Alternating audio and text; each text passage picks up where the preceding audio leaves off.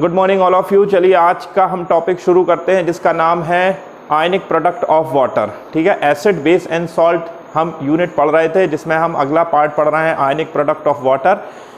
यहाँ पर वाटर के बारे में जानना हमें बहुत ज़रूरी है क्योंकि वाटर के ही साथ हम सारे एसिड और बेस की मैक्सिमम एसिड बेस रिएक्शंस को हम वाटर के एज अ सॉल्वेंट लेकर के हम कराते हैं। ऐसी कंडीशन में हमें ये जानना बहुत ज़रूरी है कि वाटर किस तरीके से बिहेव करता है, क्या वाटर का रोल होता है, कैसे वो सारी चीज़ों को डिसाइड, कैसे वाटर के साथ सारी चीज़ें डिसाइड होती हैं। ठीक है, तो आयनिक प्रोडक्ट ऑफ वाटर के बारे में हम चलिए बात करते हैं। देखिए, जैसा कि हम जानते हैं कि कोई भी मीडियम जो कि लिक्विड होता है, कोई भी मीडियम जो कि लिक्विड होता है उसके अंदर इलेक्ट्रिसिटी जो कंडक्ट होती है वो काय के थ्रू होती है, वो आयंस के थ्रू होती है। ठीक है, ठीक उसी तरीके से यदि वाटर के अंदर भी हमें यदि इलेक्ट्रिसिटी का कंडक्शन देखना है तो हमें क्या देखना पड़ेगा, हमें देखना पड़ेगा कि वाटर के अंदर कितने आयंस हैं। किसी भी लिक्विड मटेरियल के अंदर जितने अधिक आयंस होंगे वो उतना अधिक क्या होगा, इलेक्ट्रिसिटी को कंडक्ट करेगा, और जिसके अंदर जितने कम आयंस होंगे वो उतना कम इलेक्ट्रिसिटी को कंडक्ट करेगा। इसी इलेक्ट्रिसिटी की कंडक्शन की क्वांटिटी के बेस पर हम कहते हैं कि कोई मटेरियल स्ट्रॉन्ग इलेक्ट्रोलाइट है या कोई मटेरियल वीक इलेक्ट्रोलाइट्स है। तो वाटर जो होता है, वाटर हमारा कैसा, यदि हम प्योर डिस्टिल वाटर लेते हैं, डिस्टिल वाटर लेते हैं तो डिस्टिल वाटर कैसा है, वीक इलेक्ट्रोलाइट्स है, poor conductor of electricity. Water क्या है हमारा, poor conductor, poor conductor of electricity. Water हमारा पुअर कंडक्टर ऑफ इलेक्ट्रिसिटी है। इसका क्या मतलब है, इसका मतलब है कि इसके अंदर आयंस जो हैं वेरी लेस हैं। आयंस क्या हैं, वेरी लेस हैं, और इसी को हम क्या कह सकते हैं, वीक इलेक्ट्रोलाइट।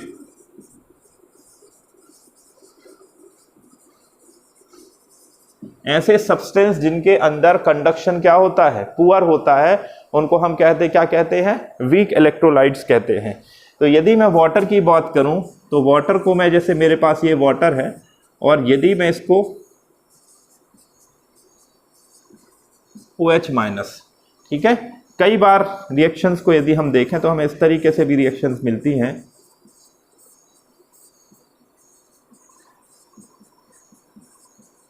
तो इसमें अलग कुछ भी नहीं है, ये दोनों एक ही रिएक्शन को अलग अलग तरीके से केवल शो करने की मेथड है। ठीक है, तो ये हमारा हुआ गया, वाटर जो है वो पुअर कंडक्टर है, इसे हम वीक इलेक्ट्रोलाइट्स कहते हैं। और वाटर जो होता है वो सेल्फ आयनाइजेशन करता है। सेल्फ आयनाइजेशन कैसे करता है, जो वाटर का एक मॉलिक्यूल होता है वो H+ और OH- में क्या हो जाता है, ब्रेक हो जाता है, या उसको हम H3O+ और OH- के तौर पर भी दर्शा देते हैं। ठीक है, जब कोई रिएक्शन इक्विलिब्रियम में होती है, देखिए इक्विलिब्रियम का मतलब क्या होता है कि जब एक ऐसा स्टेट आ जाए जबकि आपका रिएक्टेंट जिस रेट से प्रोडक्ट की तरफ बढ़ रहा है उसी रेट से आपका प्रोडक्ट जो है रिएक्टेंट की तरफ क्या होने लगे, रिवर्स बनने लगे, तो ऐसी स्थिति को क्या हम क्या कहते हैं, इक्विलिब्रियम कहते हैं। इक्विलिब्रियम में क्या हो जाता है, आपका मटेरियल जो रॉ मटेरियल है और प्रोडक्ट है, दोनों का कंसंट्रेशन, दोनों का टेम्परेचर, दोनों का प्रेशर, सारी चीजें क्या हो जाती हैं, कांस्टेंट हो जाती हैं।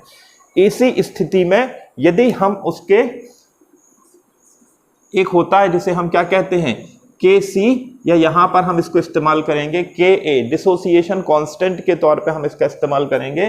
तो ये आपका इक्विलिब्रियम के एक रूल के थ्रू, जो इक्विलिब्रियम पर कंसंट्रेशन किसका, H+ का कंसंट्रेशन और OH- आयन का कंसंट्रेशन और H2O, ये जो कंसंट्रेशन है, ये कंसंट्रेशन ध्यान रखिएगा, ये इनके इनिशियल कंसंट्रेशन बिल्कुल नहीं है, ये उनके कंसंट्रेशन, एक्टिव कंसंट्रेशन जिन्हें हम कहते हैं। नॉर्मली हम इनको क्या बोलते हैं, नॉर्मली हम इनको मोलैरिटी के टर्म से डिफाइन करते हैं।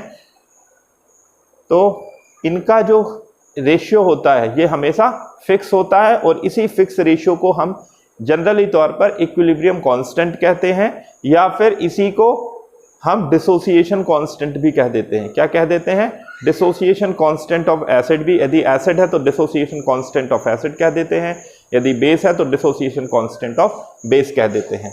तो वाटर का डिसोसिएशन कांस्टेंट जो होगा वो इस तरीके से निकल कर आएगा, ठीक है। Concentration of water in at the state of equilibrium, concentration of H plus ion, concentration of OH minus ion at the state of equilibrium। इसका मतलब क्या है? Ka का मतलब है ये कांस्टेंट होता है, और जो Ka है वो केवल और केवल टेम्परेचर पर वेरी करता है। कि आप मान लीजिए आपके पास कोई भी मटेरियल, आपके पास वाटर किसी भी स्टेट में है, इक्विलिब्रियम के समय उसका जो रेशियो रहेगा, उसके रिएक्टेंट का और प्रोडक्ट का रेशियो हमेशा क्या रहेगा? फिक्स रहेगा। और ये केवल काय से प्रभावित होगा? ये केवल टेम्परेचर से, टेम्परेचर के समय भर ये चेंज करेगा। तो इस समय जब कभी भी इक्विलिब्रियम कांस्टेंट या डिसोसिएशन कांस्टेंट आपको दिया जाता है, ऐसी कंडीशन में ध्यान रखिएगा वहाँ पर टेम्परेचर को साथ में दिया ही जाता है, ठीक है। तो टेम्परेचर यदि साथ में दिया जा रहा है तो उसको बहुत अधिक लॉजिकली आपको नहीं जाना है, टेम्परेचर के साथ ही Ka की वैल्यू हमेशा पुट की जाती है। चलिए आगे चलते हैं।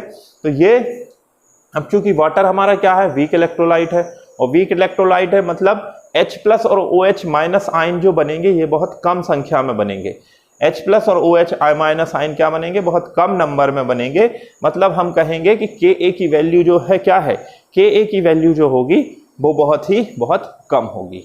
अच्छा, दूसरी चीज यदि हम देखें कि जब हम इक्विलिब्रियम के समय H2O का कंसंट्रेशन देखते हैं, तो यदि मान लीजिए ये हमने 1 लीटर लिया है, मान लीजिए हमने कितना लिया है? 1 लीटर लिया है, और 1 लीटर में से इनका कंसंट्रेशन क्या है? बहुत कम है, बहुत कम H2O जो क्या हुआ है इक्विलिब्रियम की फेज में ब्रेक हुआ है। तो ऐसी कंडीशन में कई बार ये जो हमारा H2O है, इस H2O को भी हम क्या मान लेते हैं? कांस्टेंट मान लेते हैं। तो यदि मैं Ka के साथ ऐसा लिख दूं, Ka क्या है आपका? कांस्टेंट है, और ये आपका H2O, इसको भी मैं क्या मान लूं? कांस्टेंट मान लूं। तो मेरे सामने अब क्या बचता है? H प्लस और OH माइनस, ठीक है, ये बचा। ये दोनों कांस्टेंट मिलाकर के मैंने एक नया कांस्टेंट तैयार किया जिसे मैंने क्या कहा? Kw। और Kw की वैल्यू किसके बराबर है? H प्लस आयन का जो कंसंट्रेशन है और OH माइनस आयन का जो कंसंट्रेशन है, उन दोनों के मल्टीप्लिकेशन के बराबर है। इसी Kw को हम क्या कहते हैं? आयनिक प्रोडक्ट ऑफ वाटर कहते हैं। इसी Kw को क्या कहते हैं? आयनिक प्रोडक्ट ऑफ वाटर कहते हैं। एक्सपेरिमेंट के दौर पर देखा जाए तो इस Kw की वैल्यू जो निकल कर आती है वो निकल कर आती है 1 × 10⁻⁻14, ठीक है। कितनी निकल कर आती है? 1 × 10⁻⁻14 मोल स्क्वायर लीटर स्क्वायर, ठीक है। क्योंकि ये मोलारिटी के टर्म में एक्चुअली ये मोलारिटी नहीं होती है, ये एक्टिविटी होती है, बट एक्टिविटी को यदि बहुत कम स्तर पर लिया जाता है तो मोलारिटी और एक्टिविटी लगभग एक सी ही वैल्यू देती है। तो यहाँ पर हमने ये ले लिया, ठीक। इस आधार पे हमारा ये जो वैल्यू है आयनिक प्रोडक्ट ऑफ वाटर की हमें कहाँ से मिली है? आयनिक प्रोडक्ट ऑफ वाटर की ये वैल्यू हमें एक्सपेरिमेंट के थ्रू मिली है। और इस हिसाब से यदि हम देखें तो हम क्या कहेंगे? 1 × 10⁻⁻7 एक है, और 1 × 10⁻⁻7 दूसरा है। भाई आपके पास क्या था? वाटर था, उसी वाटर से क्या बना है? H प्लस बना है और OH माइनस बना है, और दोनों का जो टोटल रिजल्ट है वो कितना है? 1 × 10⁻⁻14 है। यदि दोनों का रिजल्ट 1 × 10⁻⁻14 है तो ऑब्वियस सी बात है कि H प्लस आयन भी कितना होगा? 1 × 10⁻⁻7, और OH माइनस आयन भी कितना होगा? 1 × 10⁻⁻7। इस तरीके से ये जो वैल्यू निकल कर आती है हम इसको क्या कहते हैं? Ionic product of water. चलिए, ये तो आयनिक प्रोडक्ट ऑफ वाटर हो गई। अब जरा हम बात करते हैं ये जो हमने यहां पर लिया था H2O, इस H2O की वैल्यू क्या होगी? देखिए, हम यदि यहां पर कितना ले रहे हैं? 1 लीटर वाटर ले रहे हैं, ठीक है। अब 1 लीटर वाटर के अंदर कितना होता है? 1 लीटर वाटर में हम डेंसिटी मान लें तो हम कहेंगे कि 1 लीटर वाटर का जो टोटल वेट होगा वो 1000 ग्राम होगा, जबकि डेंसिटी इसकी क्या हो? 1 ग्राम पर ml हो, जो कि स्टैंडर्ड कंडीशन में वाटर के लिए ली जाती है। ऐसी कंडीशन में हम कहेंगे कि 1 लीटर वाटर में 1000 ग्राम है, तो how many number of mole present in this? तो हम कहेंगे 1000 डिवाइडेड बाय 18, क्योंकि वाटर का मोलर मास कितना होता है 18 होता है, तो टोटल निकल के आ जाएगा 55.5 मोल। यहां पे मैं आपको यह समझाना चाह रहा हूं कि 1 लीटर वाटर के अंदर कितने 55.5 वाटर के मोल्स प्रेजेंट होते हैं। इसका मतलब ये है कि वाटर की जो मोलैरिटी होती है वो कितनी होती है 55.5 मोल पर लीटर होती है वाटर की मोलैरिटी। अच्छा, दूसरी चीज मैंने क्या बताया कि चूंकि आप यहां पर जो अमाउंट ले रहे हैं इसमें इनका जो अमाउंट है वो on the basis of experiment इतना निकल कर आया है, जो कि क्या है बहुत कम है। इस बहुत कम अमाउंट के हिसाब से यदि हम देखें तो क्या है, ये अमाउंट हमारा अनचेंज्ड है। तो in the state of equilibrium हमारा ये जो वाटर का एक्टिव कंसंट्रेशन है वो कितना है 55.5 मोल पर लीटर ही हम मान के चलते हैं। ठीक है, तो यदि ऐसी कंडीशन में यदि मुझे KW निकालना हुआ, KA निकालना हुआ, तो मेरे पास क्या है, इसका रेशियो मेरे पास कितना है 1 × 10⁻⁻14 डिवाइडेड बाय 55.5 और यहाँ पर कितना आ जाएगा KA। तो इस तरीके से KA की वैल्यू मैं निकाल सकता हूँ। ठीक है, अब चलिए डिवाइड करिए, तो ये कितना हो जाएगा, यहाँ ले लेते हैं 100 × 10⁻16 डिवाइडेड बाय कितना कर देते हैं यहाँ 55.5। तो ये वैल्यू यहाँ से कटेगी तो हो जाएगी 1.9 × 10⁻16। अच्छा, और ये कितनी हो जाएगी KA की वैल्यू यहाँ पर कितनी निकल के आ जाएगी मोल लीटर। ठीक है, तो ये आपकी काय की वैल्यू हो गई, वाटर के डिसोसिएशन कांस्टेंट की वैल्यू हो गई। इसके बारे में डिटेल में आपको चीज़ें, आप यदि डिसोसिएशन कांस्टेंट के बारे में और जानना चाह रहे हैं तो आपको जो डिटेल में चीज़ें हैं, जब आप डिसोसिएशन कांस्टेंट केमिकल इक्विलिब्रियम पढ़ते हैं तब वहाँ पर आपको डिटेल में मिलेंगी। यहाँ पर हम केवल वाटर के हिसाब से बात कर रहे थे, इसलिए इतनी चीज़ें मैंने आपको बता दी हैं। ठीक है, अभी इसको क्लीन करते हैं फिर आगे चलते हैं। चलिए, तो आयनिक प्रोडक्ट ऑफ वाटर को एक तो हमने मैथमेटिकली किस तरीके से उसकी वैल्यू निकल के आती है या कहाँ से हमने उसकी वैल्यू निकाली है, ये सारी चीज़ें हमने देख ली हैं। अब इसके बाद हम इसके थोड़े से पहले इसके मतलब को समझते हैं कि आयनिक प्रोडक्ट ऑफ वाटर है क्या इसकी वैल्यू का मतलब है, इसको लेकर के क्या चीज़ें हैं वो हम डिस्कस करते हैं। ठीक है, जब वो कहते हैं आयनिक प्रोडक्ट ऑफ वाटर का मतलब क्या है, KW की वैल्यू जो है वो कितनी होती है 1 × 10⁻14 मोल स्क्वायर लीटर स्क्वायर। ठीक है, ये KW की वैल्यू है। यहाँ पर एक चीज़ देखिए बहुत इंपॉर्टेंट तरीके से, यूनिट जो है वो क्या है मोल स्क्वायर, मैं मोल पूरा यूज़ कर लेता हूँ, मोल स्क्वायर लीटर स्क्वायर है। ठीक है, यदि KA की वैल्यू आपसे पूछी जाए वाटर के लिए तो वो थी 9 × 10⁻16 मोल लीटर। यहाँ पर ये है, क्यों, क्योंकि KA की वैल्यू में नीचे आपका क्या था, KA की वैल्यू में नीचे वाटर था, वो भी मोलैरिटी में था, ऊपर H+ आयन और दूसरा OH- आयन था। तो एक मोलैरिटी वाली यूनिट दूसरी मोलैरिटी वाली यूनिट से क्या हो गई थी, कट गई थी। तो यहाँ पर इसकी यूनिट ये है और यहाँ पर इसकी यूनिट ये है। ये पहली चीज़ आपको ध्यान रखनी है। इसके अलावा अब हम दूसरी चीज़ देखते हैं। इसका मतलब है कि जब हम 1 लीटर वाटर लेते हैं, 1 लीटर पानी हमारे पास है जिसमें कितने 55.5 मोल वाटर के क्या हैं प्रेजेंट है। इस 1 लीटर वाटर को जब हम लेते हैं एक कंटेनर के अंदर, मान लीजिए मेरे पास एक कंटेनर है और इस कंटेनर में 1 लीटर क्या है पानी यहाँ पर रखा हुआ है। इस 1 लीटर पानी में से 1 × 10⁻⁻7 मोल पर लीटर। ध्यान से देखिएगा, ये 1 मोल में से नहीं है, ये 1 लीटर में जितने मोल होते हैं, मतलब मैं कहूं 55.5 मोल में से, आउट ऑफ 55.5 मोल, उसमें से कितने 1 × 10⁻⁻7 मोल ये क्या होते हैं, डिसोसिएट होते हैं H+ और OH- आयन में। ये यहाँ पर एक इम्पॉर्टेंट चीज़ है जो कई बार बच्चे समझ नहीं पाते हैं या वो इससे आगे निकल जाते हैं कि देखिए ये जो डिसोसिएशन कांस्टेंट या फिर इक्विलिब्रियम कांस्टेंट या आयनिक प्रोडक्ट ऑफ वाटर की हम बात करते हैं, यहाँ पर हम क्या करते हैं, किस टर्म का यूज़ करते हैं, एक्टिविटी का यूज़ करते हैं। और एक्टिविटी किसके नियर होती है, मोलैरिटी के नियर होती है। और मोलैरिटी कब ली जाती है, जब हम 1 लीटर की बात करते हैं।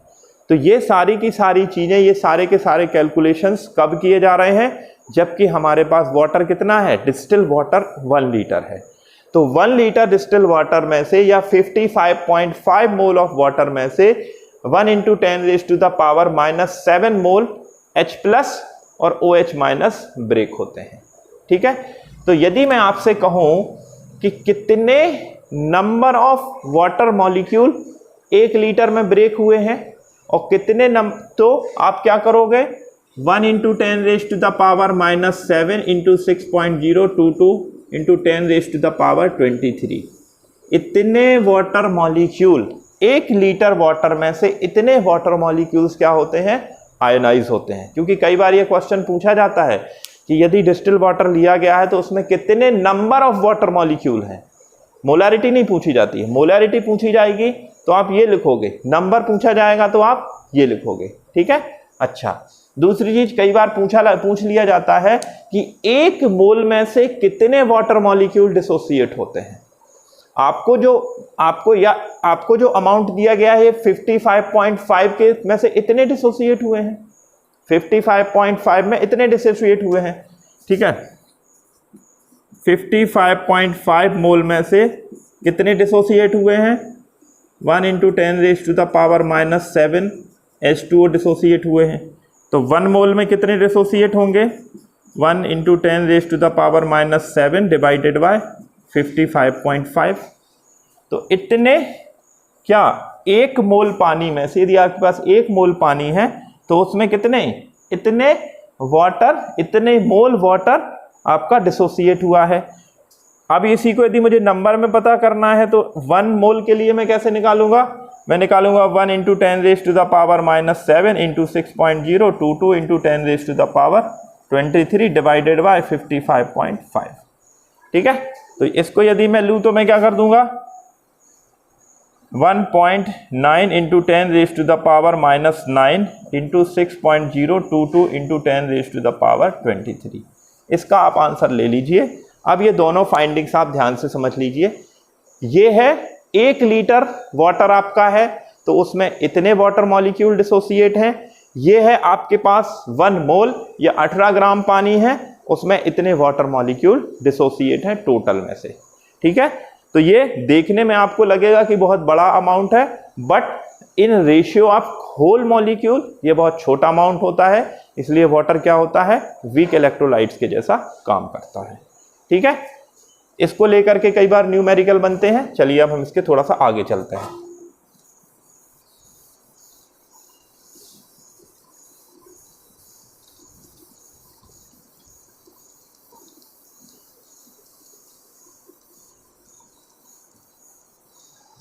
देखिए एक्सपेरिमेंट के तौर पे यदि हम देखें तो KW की जो वैल्यू है क्या होती है, कांस्टेंट है। ये वैल्यू क्या है, कांस्टेंट है। मतलब 1 × 10⁻⁻14 जो है वो वाटर में H+ आयन और OH- आयन के मल्टीप्लिकेशन के बराबर है। ठीक है, अच्छा यदि मैं क्या करूं, यदि मैं इसमें एसिड मिला दूं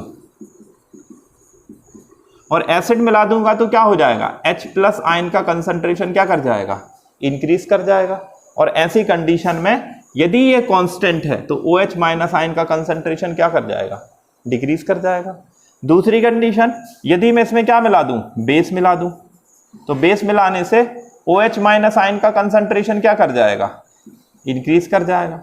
और जब OH- आयन का कंसंट्रेशन इंक्रीज कर जाएगा तो उसी रेशियो में H+ आयन का कंसंट्रेशन क्या कर जाएगा, डिक्रीज कर जाएगा। ठीक है, आपकी ये वैल्यू क्या रहनी है, कांस्टेंट रहनी है।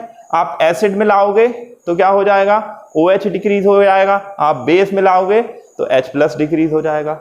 ये तो हो गई हमारी बात मैथमेटिकली। ऐसा होता क्यों है, इसको हम थोड़ा समझते हैं। देखिए क्या है कि जब हमने उसमें क्या मिलाया, मान लीजिए हमने एसिड मिलाया, एसिड मिलाया तो हमने उसमें क्या बढ़ा दिया, H प्लस आयन का कंसंट्रेशन उसमें उसके अंदर हमने बढ़ा दिया। एक इफेक्ट होता है जिसे हम क्या बोलते हैं, कॉमन आयन इफेक्ट। क्या बोलते हैं, common ion effect. Common ion effect का मतलब ये होता है कि आपके पास मान लीजिए दो एसिड हैं, क्या है, दो एसिड हैं, एक एसिड स्ट्रांग है और एक एसिड वीक है। एक क्या है, स्ट्रांग है, एक एसिड वीक है।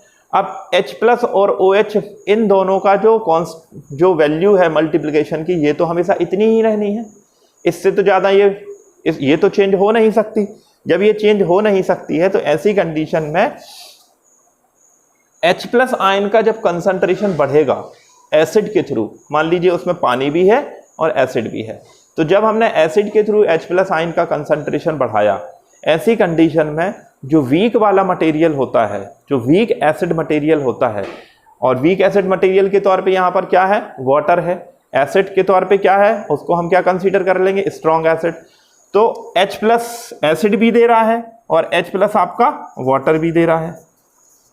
तो जब H प्लस आयन का कंसंट्रेशन बढ़ेगा तो H प्लस आयन के कंसंट्रेशन को मेंटेन करने के लिए यहां से जो वाटर से H प्लस आयन निकल के आ रहे हैं, ये आपस में क्या होने लगेंगे, आपस में जुड़ने लगेंगे, बंडल अप होने लगेंगे। और ऐसी कंडीशन में देखिए वाटर किसके साथ जुड़ेगा, OH माइनस आयन के साथ जुड़ेगा। पहले कितना था, 1 × 10⁻⁻⁷, 1 × 10⁻⁻⁷, ये दोनों थे। हमने इसके कंसंट्रेशन को बढ़ाया, इसके कंसंट्रेशन बढ़ने से यहां से क्या हो जाएगा, ये ऑटोमेटिकली बंडल होने लगेगा। किसके साथ बंडल होगा, इसके साथ बंडल होगा। तो ये आपस में क्या हो जाए, जुड़ने लगेंगे। अब ये जुड़ेंगे तो इसका अमाउंट क्या होगा, घटेगा। घटने का मतलब क्या है, 1 × 10⁻⁻, ये जो है H प्लस आयन का अमाउंट तो सॉल्यूशन में एसिड से डिसाइड होगा, OH माइनस आयन का काय से डिसाइड होगा, जितना रिमेनिंग बचेगा। अब रिमेनिंग कितना बचेगा, जितना, अब चूंकि टोटल कितना है, 14 है, मान लीजिए एसिड आपका हो गया 1 × 10⁻⁻3, तो बेस कितना बचेगा आपका, या OH माइनस आयन कितना बचेगा आपका, टोटल आना है इतना, तो ये बचेगा 1 × 10⁻⁻11, ये हो गया 1 × 10⁻⁻1, तो ये हो जाएगा 1 × 10⁻⁻13, ये हो गया 1 × 10⁻0, तो ये कितना हो जाएगा 1 × 10⁻14। ठीक है। अच्छा, -14 जो होता है ये बहुत छोटा नंबर हो जाता है, नंबर्स इसके बाद भी बढ़ सकते हैं। ठीक है, नंबर इसके बाद भी आपके OH माइनस आयन का कंसंट्रेशन घटता चला जा सकता है और H प्लस आयन का कंसंट्रेशन क्या हो सकता है, थ्योरेटिकली देखें तो बढ़ता चला जा सकता है, बट एक्सपेरिमेंटली या प्रैक्टिकली ऐसा संभव नहीं हो पाता है। 1 मोलैरिटी के बाद यदि हम बात करें तो H प्लस आयन का जो नंबर है वो सेल्फ डिसोसिएशन होना बहुत स्पीड से रुक जाता है। क्यों? क्योंकि जैसे ही हमारा एसिड का जो डाइल्यूशन है वो कम होता है, एसिड कंसंट्रेटेड एसिड की तरफ बढ़ता है, तो H प्लस उसका जो डिसोसिएशन है वो कम हो जाता है, बहुत तेजी से डिसोसिएट नहीं हो पाते हैं। तो थ्योरेटिकली हम बात करें तो हम इसको क्या कर सकते हैं, 1 × 10⁻³ कर सकते हैं। तो ये हमारा 1 × 10⁻- का कितना हो जाएगा, 14 से घट करके 17 चला जाएगा। तो थ्योरेटिकली कुछ भी हो सकता है, बट प्रैक्टिकली या एक्सपेरिमेंटली हम बात करें तो हम कहेंगे कि ये हमारा 1 × 10⁻0 तक आएगा, ये हमारा 1 × 10⁻⁻14 तक आएगा। ठीक इसी तरीके से यदि हम बेस मिलाते जाएं तो बेस हमारा 1 × 10⁻, OH माइनस आयन का कंसंट्रेशन 1 × 10⁻, कितना तक चला जाएगा, 0 तक, और एसिड हमारा कितना चला जाएगा, 1 × 10⁻⁻14 तक चला जाएगा। मतलब हम यहाँ पर ये कह सकते हैं कि इन दोनों को एक साथ एक्सप्लेन करने की आवश्यकता नहीं है। या तो आप H प्लस के कंसंट्रेशन को बता दीजिए या फिर आप OH माइनस के कंसंट्रेशन को बता दीजिए। किसी एक के कंसंट्रेशन को डिफाइन करने से दूसरे का कंसंट्रेशन क्या हो जाता है, ऑटोमेटिकली ही डिसाइड हो जाएगा। इतनी बात आपको समझ में आई। ये समझना इसलिए जरूरी है क्योंकि इसी के बेस पर चलकर आपका आगे pH भी डिसाइड होगा। ठीक है, तो ये कुछ इंफॉर्मेशन हमारी आयनिक प्रोडक्ट ऑफ वाटर से रिलेटेड थी। ठीक है, जिसमें हमने देखा कि किस तरीके से चीज़ें बदलती हैं, किस तरीके से एक वैल्यू दूसरे को प्रभावित करती है। कॉमन आयन इफेक्ट को मैं फिर से थोड़ा सा एक्सप्लेन कर देता हूं क्योंकि बच्चों को कई बार ये कन्फ्यूजन रहता है। देखिए, जैसे आपके पास क्या है, आपके पास एक एसिड है जो वीक एसिड है और दूसरा एसिड है क्या है, वो स्ट्रॉन्ग एसिड है। पहले हमारा वीक एसिड या मान लीजिए वाटर ही था, तो वो सेल्फ आयोनाइज था, सेल्फ डिसोसिएट था। ठीक है, आयोनाइजेशन और डिसोसिएशन ये नॉर्मली तौर पे कॉमनली यूज़ किए जा सकते हैं एक ही टर्म में। अब ये जो सेल्फ आयोनाइज और सेल्फ डिसोसिएट थे, जब हमने क्या किया है इनको, जब हमने इसमें एसिड मिला दिया स्ट्रॉन्ग, तो स्ट्रॉन्ग एसिड ने क्या किया, अपने H+ देना चालू किया। जब स्ट्रॉन्ग एसिड अपने H+ देना चालू करेगा तो क्या होगा, H+ का कंसंट्रेशन बढ़ जाएगा। H+ का कंसंट्रेशन बढ़ने के कारण जो उसके अंदर वीक एसिड है, वो वीक एसिड क्या होने लगेगा, बंडल अप होने लगेगा, क्योंकि H+ का कंसंट्रेशन हमारे सॉल्यूशन में क्या हो रहा है, बढ़ रहा है। तो इसी को हम क्या बोलते हैं, कॉमन आयन इफेक्ट बोलते हैं। यदि स्ट्रॉन्ग और वीक दो तरीके के सॉल्यूशन हमारे हैं, तो जो वीक वाला सॉल्यूशन है वो ऑटोमेटिकली क्या होने लगता है, बंडल अप होने लगता है। तो ये कहलाता है आपका कॉमन आयन इफेक्ट। ठीक है, चलिए, तो आयनिक प्रोडक्ट की क्लास हमारी इतनी है। नेक्स्ट क्लास में हम पीएच के बारे में पढ़ेंगे, पीएच क्या होता है, कैसे डिसाइड होता है और पीएच हम कैसे कैलकुलेट करते हैं। Thank you to all of you.